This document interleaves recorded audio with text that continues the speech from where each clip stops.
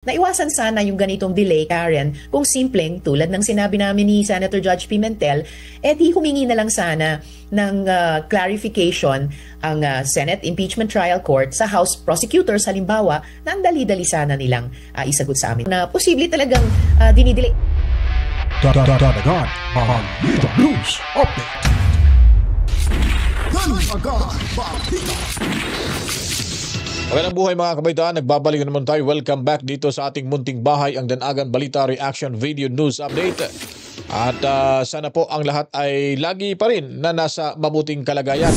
At tayo po ay magpapatuloy sa paglalahad ng mga samut-saring impormasyon, particularmente itong usaping impeachment laban sa ating pangalawang Pangulo, Inday Sara Duterte.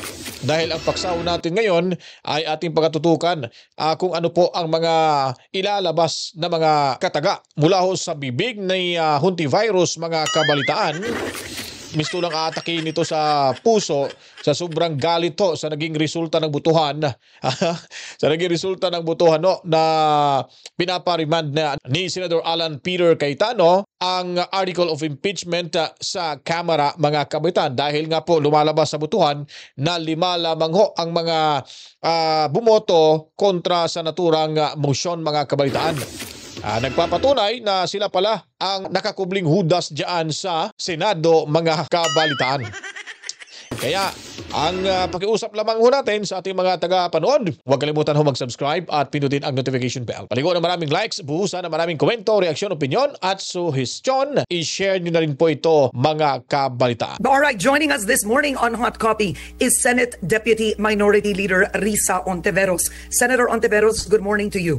Good morning, Karen, and to all our viewers. Okay, I want to give the audience an update. Last night, the House of Representatives adopted a resolution certifying the impeachment proceedings against Vice President Sara Duterte that they initiated on February 5 did not violate the 1987 Constitution. So, ang ibinalik ng Senado ay sinagot na ng mababang kapulungan. Wala daw pong violation. What the Senate remanded back, the House has certified that it complied. Senator, what happens next?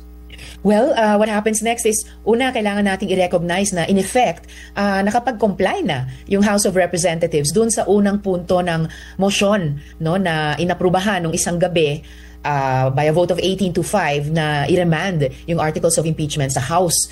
Kasi hiningi nga doon na i-certify ng House na hindi nila nilabag yung 1-year bar doon sa Constitution kaugnay nung 3 complaints na inirefer.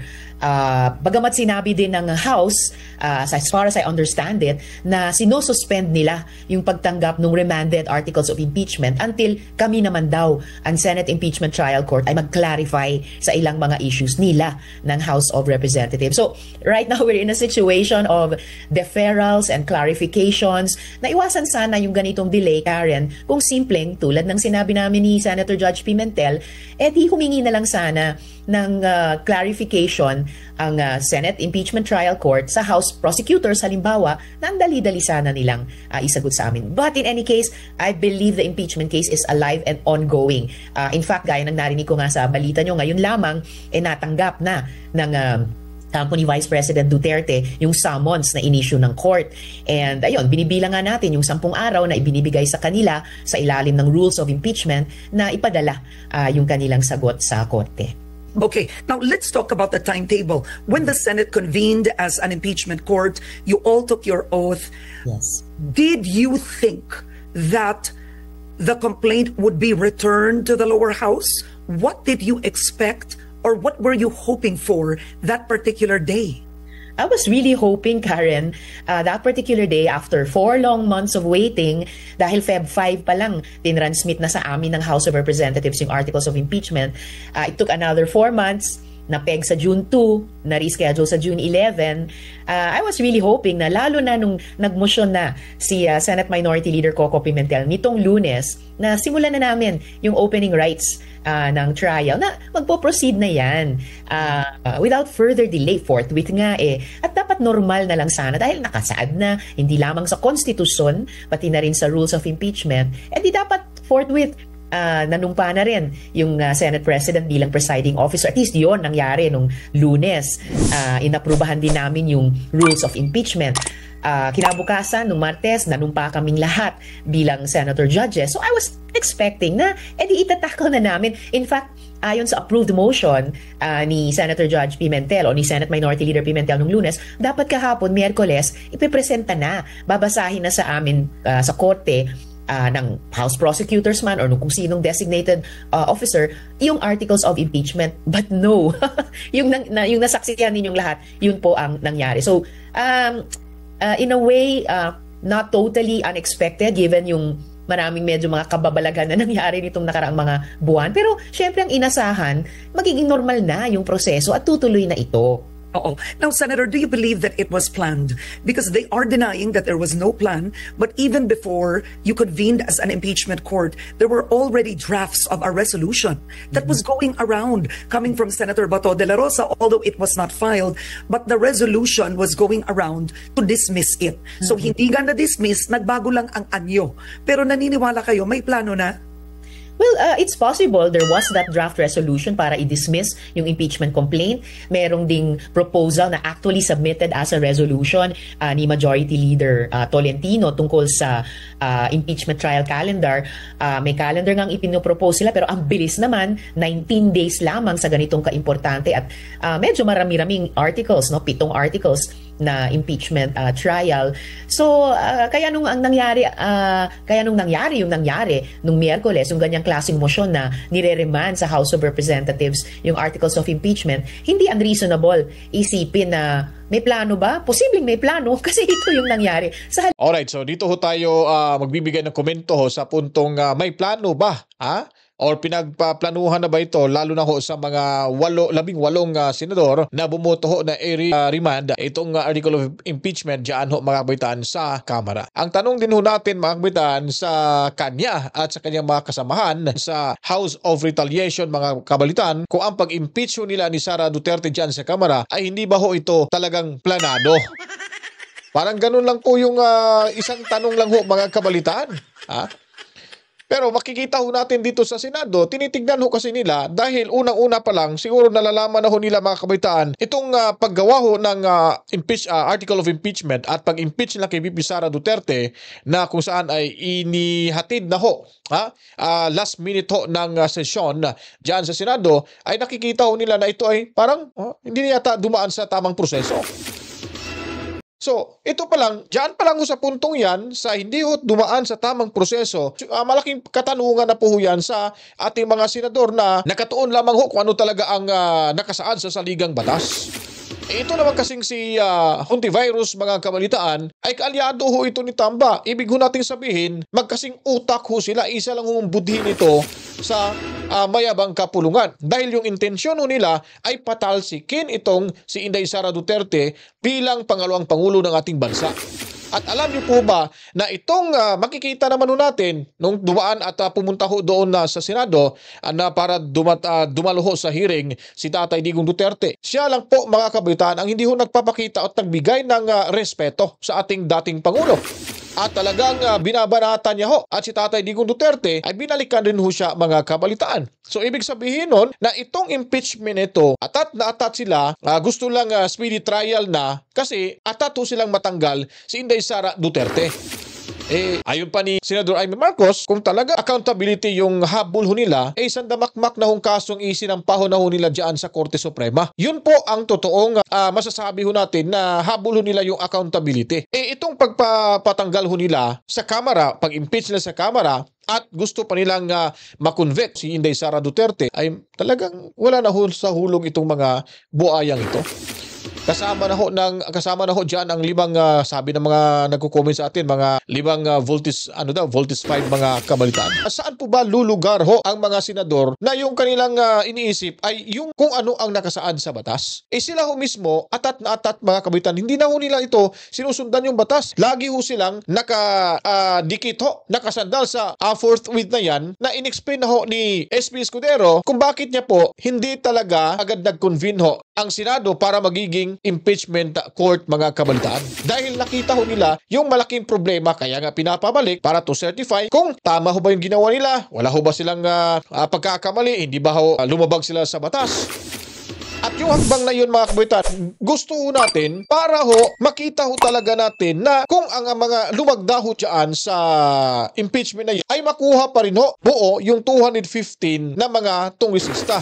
Ang problema nga lang dyan, mga kabalitaan, nag-resist na sila ngayon eh. Kaya ho siguro, ayon pa ni Karen Davila, natanggap at nag-reply agad na wala daw silang nakitang defects sa naturang impeachment complaint. Dahil hindi na ho nila makuha-kuha, mga kabalitaan, yung mga pumirma ho dyan sa impeachment, mga kabalitaan. Dahil hindi na natin alam kung saan na ho nagsipuntahan yung mga tungwisistang nakakuha ho ng salapi mula ho kay Tamba, mga kabalitaan. Kaya huwag niya pong tanungin na kung ito ba ay luto na yung naturang butuhan dahil yung kanilang pagsampa laban kay VP Sara Duterte sa kanyang mga kasamaan sa Kamara, talagang totoo, yun ang lutong-luto na malutong pa, mga kabalitaan. Ngayon, dahil nga ganyan yung mga sinasabi niya, parang atakihin yata ito, mga kabalitaan, sa sobrang galit, sa sobrang inis na pumabor ang 18 senador para i-remand ang article of impeachment. Halip ng normal na iniuutos sa amin ng konstitusyon at inaasahan ng ating mga kababayan.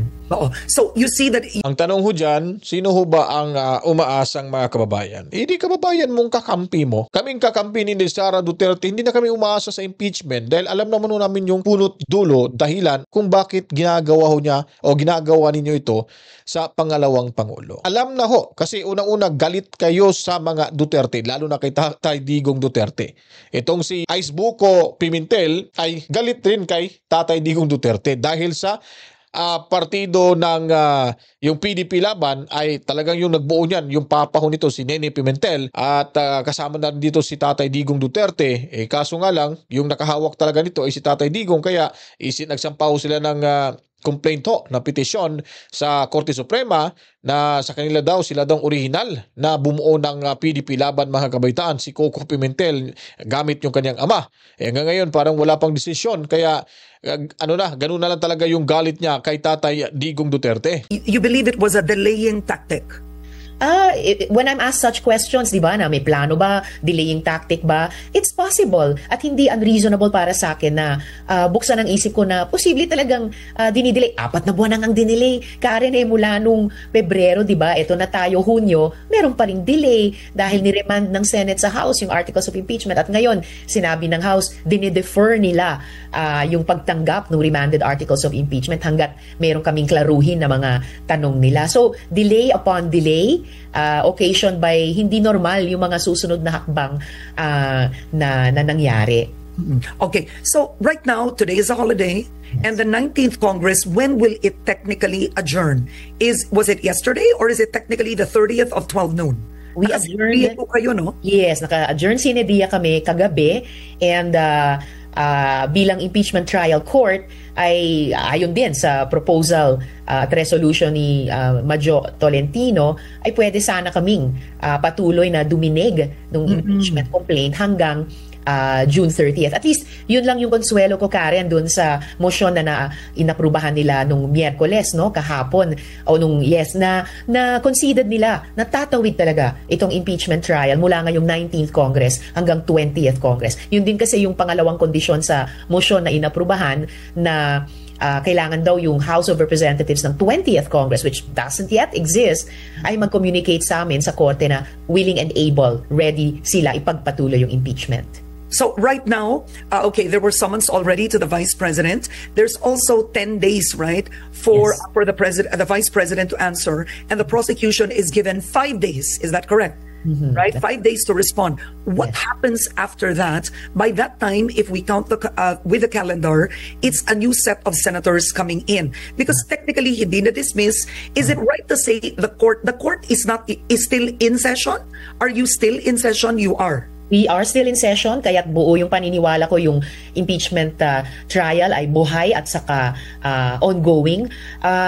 Kung pagpasok ng bagong 12 senador para sa 20th Congress, mag-apply doon yung assurance ni Senator Judge Pimentel na irrelevant kung sino o sino-sino yung aktual na nagko-compose ng Senate at any point in time of an impeachment trial, dahil ang Senado ay yung Senado pa rin, yung institusyon, at ayon mismo sa rules of impeachment, pagkatapos naming lahat na nanumpa sa presiding officer bilang senator judges, the other senator judges, halimbawa yung 12 papasok sa 20th Congress, ay pwede lamang manumpa rin sa presiding officer. Kaya magpapatuloy talaga ang trial na ito. All right. Now, what if members of the 20th Congress, you have more supporters of Vice President Sara Duterte coming in? You have incoming Senator Marcoleta. Then, of course, you also, at present, you have Senator Bato de la Rosa, Senator Amy Marcos, Senator Bongo, and Senator Robin Padilla, already identified, no, as all-out VP Sara Duterte aligned. What if they question the jurisdiction of the 20th Congress regarding the impeachment complaint? Will that be another delay? Is that even possible at this point? I really hope there's no other delay, whether ganyang klaseng delay or iba pa. And with all due respect, yung mga colleagues ko ngayon at yung mga incoming, lalo na yung mga colleagues ko ngayon, mahihirapan yata silang questionin ang jurisdiction ng 20th Congress dahil yung mismong second condition ng motion na ginawa nila at inaprubahan ay nagpe-presume, hinihingi na nga na yung 20th Congress House of Representatives ay mag-certify sa Senado na willing and ready silang ipagpatuloy yung trial. So, ano yun? Nagalang ha, mahirapan silang mag-question. Yung yung kabatch mo dyan ngayon, paano yung 20th Congress? Talagang questionin din yan. Sino bang mag-question? Mangunguna ho yan dyan si Senador Marcoleta, mga kabalitaan. Sigurado ho yan na sasakit na naman ho yung bunbuna nitong si Hontivirus. Tingnan niyo po yung pagmumukha nito, mga kabitan. Akala ko nga, Stella Kembo na rin, mga kabitan. Ito, tandaan ho natin to sa 2028 presidential elections, tatakbo rin ito, mga kabitan. Sa pagkakalam ko, parang hindi pa yata tapos yung termino nito. Parang may isa pa yata, ha?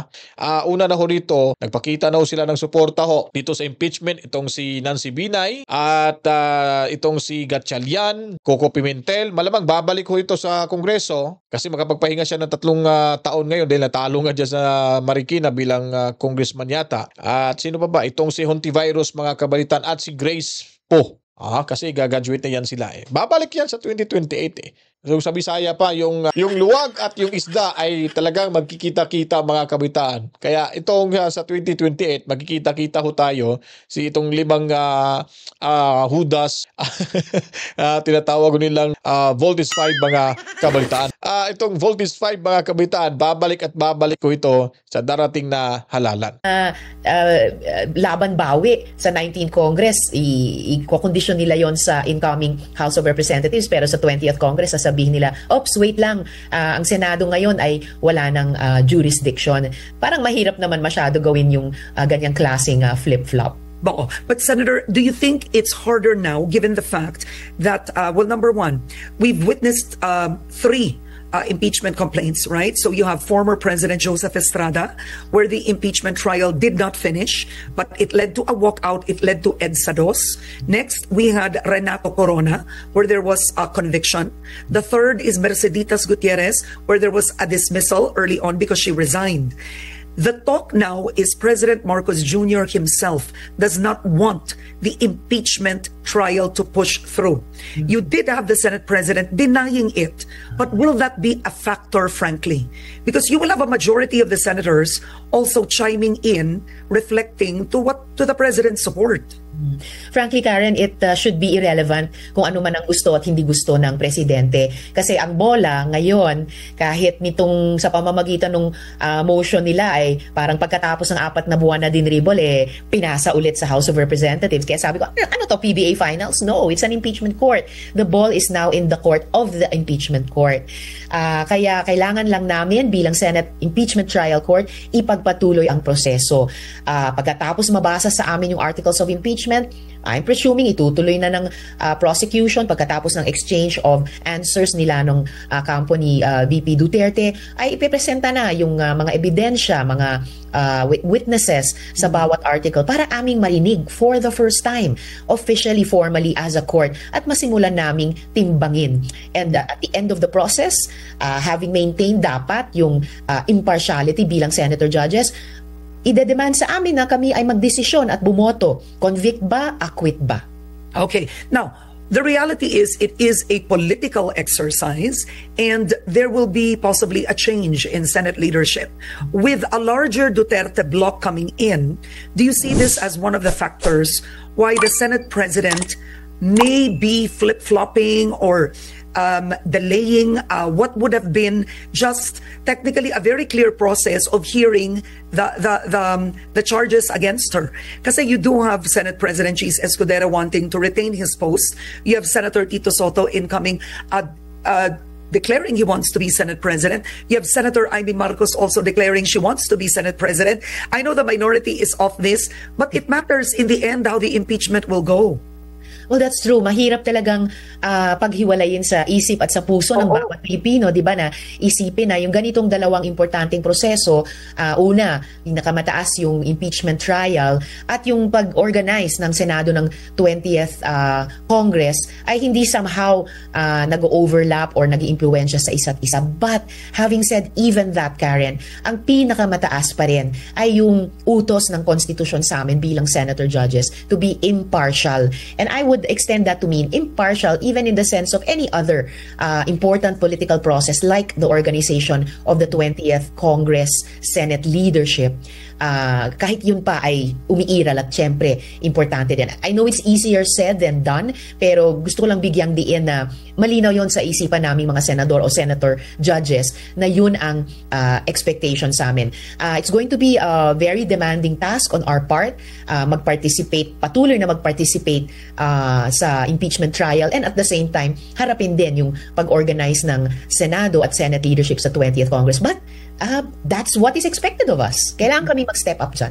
Oo, kailangan kayo mag-step up Yes. dyan. So technically, when the 20th Congress comes in, what you're envisioning is immediately they take their oath as senator judges? Because if they don't, parang korte yan, biglang may parang kuminto. Diba? Parang ganun. Well, the trial will not, in principle, will not stop. The Senate remains convened as a Senate impeachment trial court. And yes, once pumasok na yung mga bagong kasama namin sa Senado, it should just be a normal step na manunumpa sila sa presiding officer.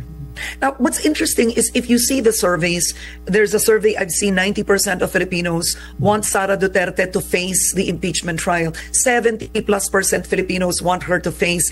Iba't ibang survey, but it shows a majority of Filipinos want her to undergo trial. With that, why do you think isn't that reflecting in the Senate, considering the Senate is supposed to reflect a national constituency? It should be what the people want. It's not what Congress wants, but what the people want. Kaya nga dapat patuloy na minded kami sa Senado. Okay, what the people want, mga kabalitaan. Alam niyo po kasi, kaya madami hong gusto na pumabor sa na may tuloy ho yung impeachment laban kay VP Sara Duterte, mga kabalitaan. Dahil yung out of 90%, siguro nasa mga 60 to 70% to ang pro Sara Duterte. Ha? Isipin nyo ha, 70% ang pro Sara Duterte na sumasang-ayon ituloy ho ang impeachment. At isa na ho dyan si Inday Sara Duterte na gusto niyang ituloy ang impeachment. Hindi ho tayo matatakot sa impeachment dahil pag si Inday Sara na ho ang nagsalita at sinasabi na ho niya na ituloy ang impeachment dahil dadalo ako para magkaalaman na o yung bloodbath, mga kabalitaan, ha? Daan niyo po yan, ha? Ano ibig sabihin ho nun? Abangan ho natin yan sa actual na trial ng impeachment. So kaya ho ready si Inday Sara dahil alam niya po sa sarili niya at alam ho ng kampo ni Inday Sara Duterte ni Singkong Duling hindi ho niya ginalaw mula ho sa confidential fund, mga kabalitaan. Kasi pag ang taong walang kasalanan, hindi ho yan magtatago. Kung nagtago man ho siya, ibang usapan ho yan, depende ho sa kaso. Gaya na lang ho ni General Bantag, nagtago siya dahil wala ho siyang tiwala sa gobyerno ho natin ngayon. Dahil nakikita natin na wala hong hustisyang matatanggap makukuha itong si Bantag sa kanyang sa mga ipinukol na kaso laban ho sa kanya. Isa rin itong si Attorney Harry Roque. Hindi ho siya magpapahuli ho ng buhay. Barilin nyo na lang ako. Hindi siya magpapahuli dyan at magpapakulong sa Pilipinas sa panahon ngayon ni Bongit, mga kabalitaan. At dito naman ho sa usaping impeachment, si Inday Sara hindi ho talaga magtatago ho yan. Haharap at haharap ho yan. Kung maaari nga, magkaharapan itong si Hontiveros, malamang pag nagkaroon ho ng palitan ng mga salita, baka masuntok ho itong si Hontiveros ni Inday Sara Duterte. Baka makagaya to ng isang sheriff dyan sa Davao. Titignan ho natin, yung 20th Congress ay hindi ba ho mag-question dito? Kasi sabi na, mahihirapan daw yung mga senador na kumestyon patungkol ho sa jurisdiction ng impeachment laban kay Inday Sara Duterte. Na given yung ganyang consistent na pagpaparamdam ng sentimiento at tingin ng ating mga kababayan at aming constituents din, and also given the history, kanina Karen, pinaalala mo sa amin ano yung naging kasaysayan ng mga naunang impeachment trials, and they all proceeded more or less forthwith, at imposibleng nagpatuloy sila ng ganun kung hindi actively, hindi lang observing pero engaged din yung ating mga kababayan. Kaya dapat minded pa rin kami ngayon, ang Senado ng 19th Congress and eventually ang Senado ng 20th Congress, dun sa siguro pagkapit ng ating mga kababayan sa constitutional principles ng accountability in public office as a public trust, na walang sino mang sa aming nagtatrabaho sa gobyerno ay above the law, at bawat isa kapag tinawag, lalo na sa mataas na proseso ng impeachment, ay dapat ipagpatuloy ito. Oo. Senator, I want to ask your reaction. Senate President Cheese Escudero in a press conference, I'm going to quote him. Ang sabi niya, sa 5 senador na dumadakdak, exact words, pakibasa po yung motion ni Alan. Walang nagsabing na wala ng jurisdiction. Pakibasa po ang motion ni Alan. Yun ang panawagan ko sa 5 kasamahan naming dakdak pa rin naman ng dakdak sa dismissal. Your reaction? Of course, binasa namin na ang motion. Kaya nga po kami bumoto ng no. Dahil tingin po namin, excessive siya. Simpleng pwedeng hiningi lamang sa House or sa Hindi, kaya kayo bumoto kasi gusto nyo ng speedy trial. Kasi atat na nga kayo. Yun ang tamang salita. Atat na atat, gigil ho sila na pagbubutuhan agad at tapusin agad yung impeachment sa 90th Congress. Parang tama ho yung terminong ginamit ni Senador si Senate President Cheese Escudero ng dakdak ng dakdak itong Voltes 5 na ito, mga kabitan. Kaya punta ho kayo sa Korte Suprema. Doon kayo magreklamo. Sinabi yan punta kayo ng Korte Suprema. Doon kayo magreklamo. 5 lang kayo dyan. Tapos hindi nyo nire-respeto yung butuhan. Anyari sa inyo? Abaw kalinti sa inyo nga 5 da. Daw tapungulon tamo karon. House prosecutors sagutin yung mga kondisyon na nakapaloob dyan sa motion nila. And in fact, which has now been answered, complied with by the House. Simpleng, wala pa kaming kausap na 20th Congress House of Representatives para dun sa pangalawang kondisyon. Ang daming ambiguous and therefore dangerous, subject to interpretation na salita sa motion. At mismong sina Senators, Judges Marcos at De La Rosa, pagkatapos nilang aprubahan yung motion na yan, ay nagsasabi ng suspended, nagsasabi ng dismissal at wala ng jurisdiction ang Senate Impeachment Court. And of course, the word, no? I mean, dakdak is hardly a cordial word, whether sa personal relationships o lalo na sa isang legislative body. Will there be a constitutional crisis, or will the Senate, and can the Senate violate its constitutional mandate if the trial does not push through? We must not push through with it. We must continue to discharge our constitutional duty. At least ongoing na, alive and kicking yung impeachment trial, kahit naging pahirapan yung pagsisimula nito ngayong linggo. Kapag pati yon ay itinigil namin, talagang magmumukhang at magiging constitutional crisis yan. Pero at this point, dahil talagang pinaghirapan namin. Naging baliktad din itong utak nitong virus na to. Magiging constitutional crisis. Talagang magiging constitutional crisis kung itutuloy nyo ang impeachment to diyan sa Senado. Yun ang malaking problema. Diyan magkakaroon ng constitutional crisis dahil dito magsisimula ang pagkawatak-watak ng taong bayan at magkakaroon ito ng malaking epekto sa ating ekonomiya dahil marami na mga foreign investors ang nagsasaad, ang nagsasabi na pag na-impeach Inday Sara Duterte, sila ay magsialisan. Ito'y ayon po sa isang political analyst mga kabalitaan. Hindi ito nagmula sa akin. Nakapanayam ito ng anchors dyan sa SMNI. At nakausap niya mismo personal na maraming foreign investor na kung saan ay natatakot na at gusto nang i-withdraw yung kanilang puhunan dito sa ating bansa kung kanilang i-convict si Inday Sara Duterte kabalitaan. Yun po ang hindi nila nararamdaman dahil inuuna nila yung kanilang pansariling interes at yung revenge mga kabalitaan sa mga Duterte, lalo na itong makapal ang mukha na manipis yung pisngi mga kabalitaan. Si Risa Hontiveros. Simulan yung Senate trial. We are on our constitutional duty. On duty na po kami. At dapat ay magpatuloy lamang at hindi bumali pa sa tungkuling iyan na amin nang sinimulan at amin nang ginagawa. Does the impeachment court at this point have the power to dismiss the complaint against Vice President Sara Duterte or only to acquit or convict? What power does the impeachment court still have? Yan ang power, hindi lamang Karen, pero yan ang malaking power, mabigat na power na meron ang impeachment court. At Yan ka nagkakamali. Paano ngayon? Lumabas yung katotohanan na maraming lapses, hindi nasunod yung tamang proseso sa pagsasampa at pag-impeach nila kay Inday Sara Duterte. Don't tell me, itutuloy nyo pa rin yung trial na iyan dyan sa Senado. So ano bang mangyayari nun? May sinampahong kaso ito na pending pa ngayon sa Korte Suprema na hindi pa nabibigyang linaw kung ito ba ay constitutional or unconstitutional yung kanilang pagsampa ng kaso mga kabalitaan laban kay Inday Sara. Ngayon, pag nakita ng mga senador, hindi nyo pala ito nasunod itong impeachment rules natin. Yung proseso, pag-file ng impeachment at pag-impeach na ating pangalawang Pangulo. So ano bang ibig sabihin nun? Itutuloy mo rin ba yung impeachment trial dyan sa Senado? Napakalaking kabubuan yan, Risa Hontiveros.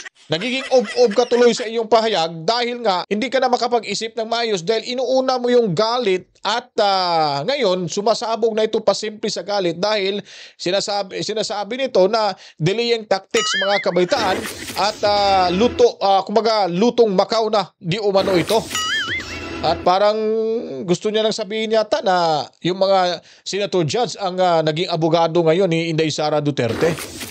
Dalawa lang na option po yun. Wala pong dismissal na third option talaga.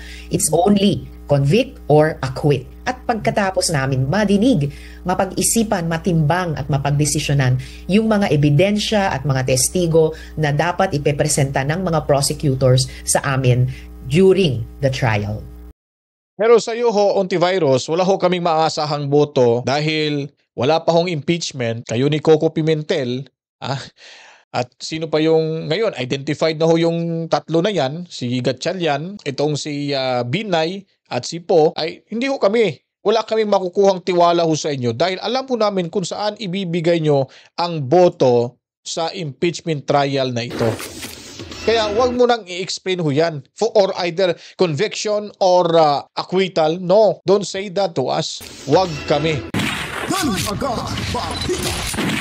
Kaya kung nagustuhan nyo po itong video presentation, huwag kalimutan, i-share nyo na ito. At para malabanan yung mga gustong gumurgor sa ating munting bahay, buksan nyo na po ang notification bell. And of course, subscribe, then i-share, paliguan na maraming likes, buhusan ng maraming komento, reaction, opinion at suhestyon.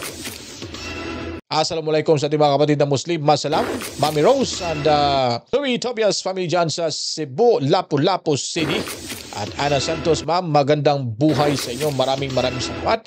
Lalo rin po sa ating mga exclusive member dito sa ating munting bahay, si Boss Romeo De Los Reyes, Ma'am Rosana Concepcion at Elijah TV, mga kabalitaan. Kung nais nyo pong maging miyembro eksklusibo, pindutin nyo lang po ang join button sa baba.